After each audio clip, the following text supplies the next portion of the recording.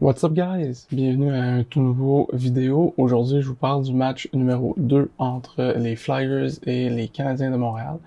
Grosse victoire des Habs de 5-0 qui permet d'égaliser la série 1-1. Pour commencer, on a vu Jake Evans qui a repris sa place dans la formation pour remplacer Dale Weiss. Jake Evans qui avait été blessé lors du match numéro 3, si ma mémoire est bonne, contre les Penguins de Pittsburgh sur une mise en échec de Tanev. Il s'était cogné sur la bande, la tête dans la bande. Donc c'était agréable de le revoir sur la patinoire jouer. Je pense que quand il avait joué avec le Canadien contre les Penguins, il avait connu un bon moment pour le temps de jeu qu'il avait eu. Donc, je m'attendais à une performance similaire. Puis, il a très bien fait sur une quatrième ligne avec Armia et Belzile. J'ai trouvé que ça avait été une bonne performance pour cette ligne-là. Faut dire que je pense que les quatre trio des Canadiens ont très bien performé dans ce match-là. En première période, j'ai trouvé que c'était la meilleure période des Canadiens dans toutes les séries depuis le début. Ça a été une excellente première période pour les Canadiens. Une première fois que le Canadien impose son jeu réellement, puis et une très bonne transition, extrêmement rapide, très agressif sur le porteur de la rondelle, puis gagnait toujours ses batailles sur la rondelle, premier à chaque fois sur la rondelle, puis ça a vraiment déstabilisé les Flyers. On a vu que rapidement les Canadiens ont pris le contrôle du match puis de la période. Ça a été, selon moi, leur meilleure période du match et des séries au complet. On a vu aussi les Canadiens très efficaces en sortie de zone. Ils ont passé très peu de temps en première période dans leur propre zone, ce qui évidemment aide à limiter les chances de l'adversaire. Ce qui m'amène à la statistique de la première période qui m'a complètement ébloui, si on veut. C'est le premier tir des Flyers est arrivé à la 17e minute environ, quelque chose de genre. Donc, il restait 3 minutes et demie à faire. Donc, ouais, c'est 17e minute. C'est assez impressionnant, considérant qu'en plus de ça, on a le meilleur gardien de but en série avec nous. Donc, s'il n'y a pas besoin d'être éclatant puis de sauver, si on veut, l'équipe dans des périodes comme ça, ben c'est juste du bonus. Puis, Price était solide quand que les Canadiens ont eu un désavantage numérique en fin de première. Il était solide, puis il a rien laissé passer. Donc, même s'il y a eu peu d'action en première pour Price, il a été capable de faire les arrêts clés au moment opportun. On a vu que le Canadien a apporté beaucoup de rythme au match avec sa vitesse, puis son échec avant, puis son jeu de transition. Ça a permis de d'écouler rapidement la première période puis de voir peu d'arrêts de jeu. Également, on a vu Tatar et Kotkaniemi marquer pour que le Canadien prenne l'avance 2-0 dans le match. C'était la première fois que les Flyers tiraient de l'arrière dans un match depuis leur arrivée dans la bulle. Donc, overall, la première période, avantage Montréal, évidemment. Mais chapeau pour le travail de l'équipe au complet pour l'excellente période. La deuxième période, on a vu dès le début un but de Tatar en avantage numérique. L'avantage numérique est 2-6 dans ce match. Donc c'est quand même meilleur. C'est 2 fois plus de buts qu'avant ce match-là. Montréal en avait seulement un en avantage numérique pour tout le reste des séries.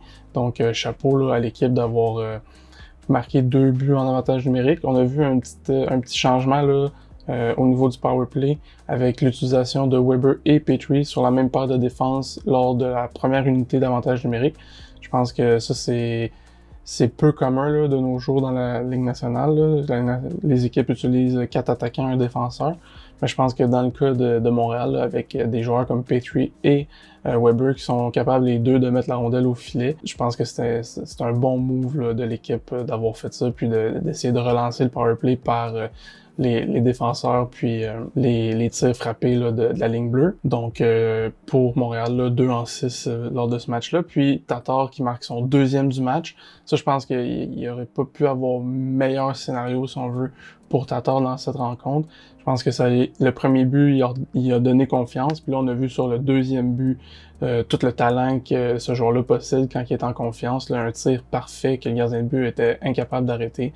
Donc, je pense que c'est juste bénéfique pour Tatar d'avoir marqué dans le match.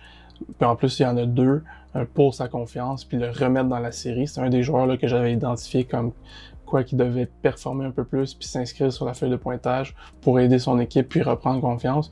ça a été le match pour ça.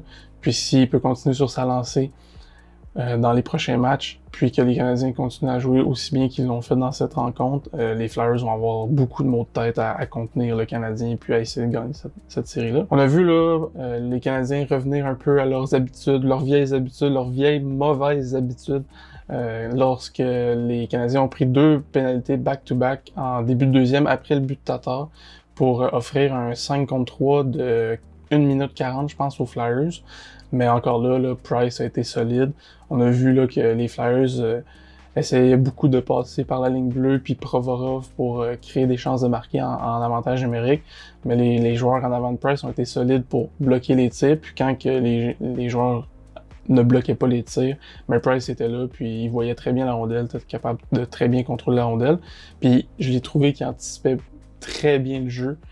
Puis il était très actif avec son bâton pour couper les lignes de passe, couper les tirs passes si on veut.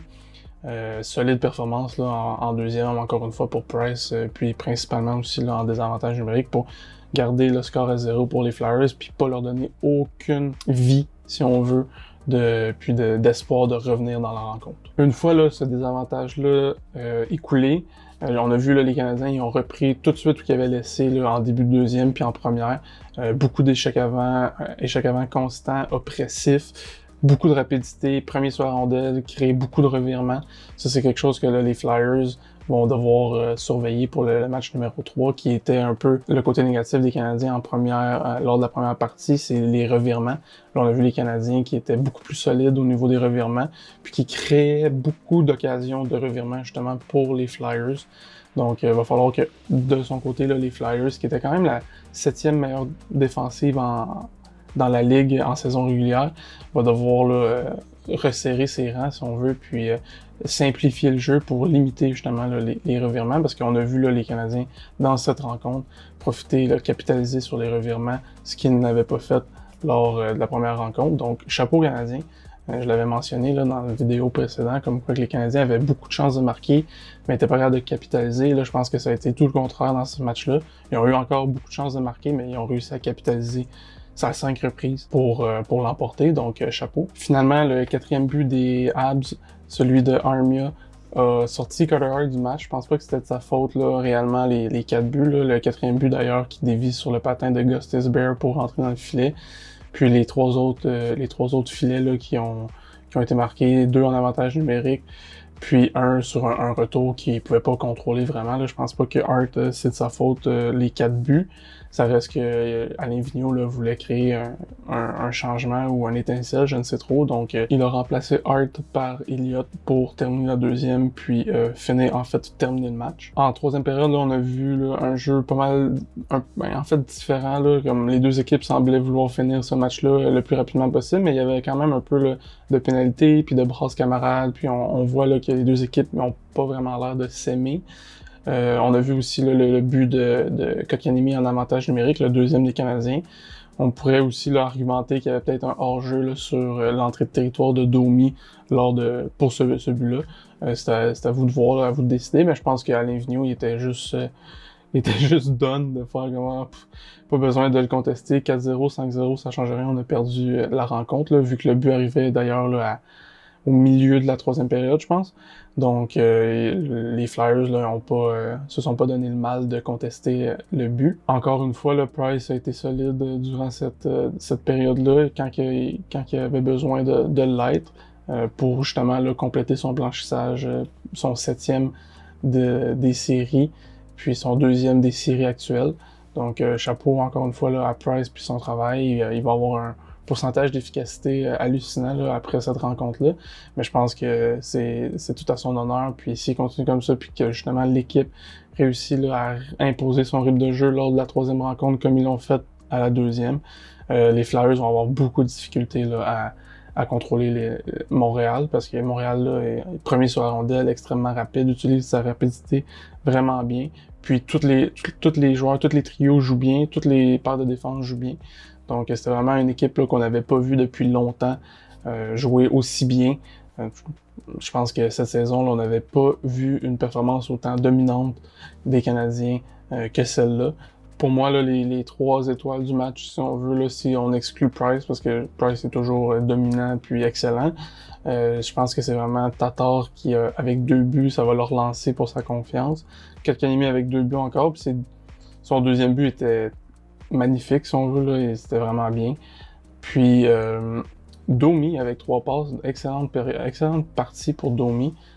Ça peut juste l'aider là, à gagner un peu en confiance. Puis je pense que dans un rôle de passeur, il est meilleur que dans un rôle de buteur. Là. J'ai l'impression qu'il essaie d'en faire trop souvent pour marquer des buts, mais je pense que s'il réussit à accepter son rôle de peut-être juste passer la rondelle, on pourrait voir là, un Domi extrêmement dominant en série, puis une ligne, un trio là, très dominant de celui de Domi.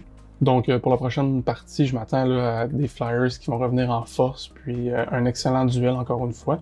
Puis je pense que le Carter Hart là, va revenir en force pour prouver là, que c'était juste une petite erreur de parcours, là, ce 5-0-là, puis démontrer là, qu'il peut rivaliser avec Price sans problème, comme il l'a fait lors de la première partie.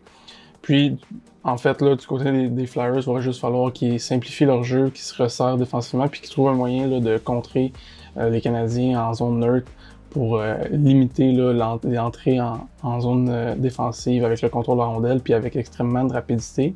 Puis également, là, quand on parle de simplifier le jeu, c'est d'éviter les revirements, puis avoir une bonne sortie de zone défensive, là, puis un jeu de transition qui est meilleur qu'il l'était là, lors de la deuxième partie en zone neutre. Puis du côté des Canadiens, ben, il n'y a pas grand-chose à changer. C'est de continuer le bon travail qu'ils ont fait lors de la deuxième partie, puis de l'amener à la troisième.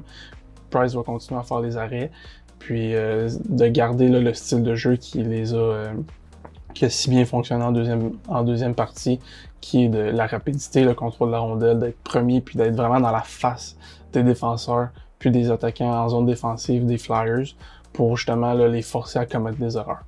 Donc sur ce, je vous souhaite bon hockey. On se revoit pour le prochain match des Canadiens. Ciao, ciao!